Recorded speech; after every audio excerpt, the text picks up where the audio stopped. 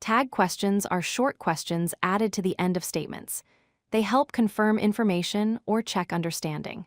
Notice the example, "You are tired, are not you?"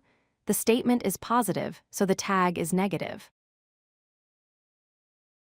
Here are common tag question examples. "You came by train, did not you?" "It is very windy today, is not it?" "You can meet me at the station, cannot you?"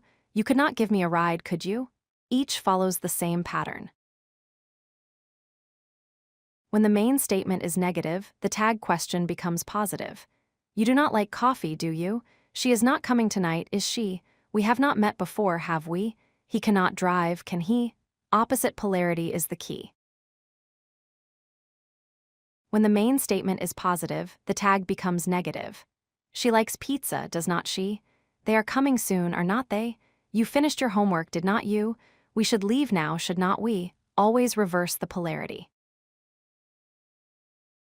These examples show different patterns. "This will work, will not it?"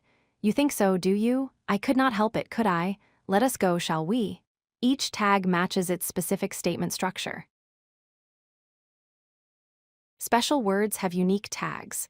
"Nobody called, did they?" "Never been there, have you?" "Let us start now, shall we?" "I am late, are not I?" Indefinite pronouns like nobody use they, and I am uses are not I.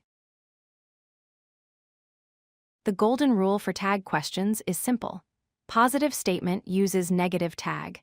Negative statement uses positive tag. This opposite polarity rule works for almost all cases. Remember this pattern.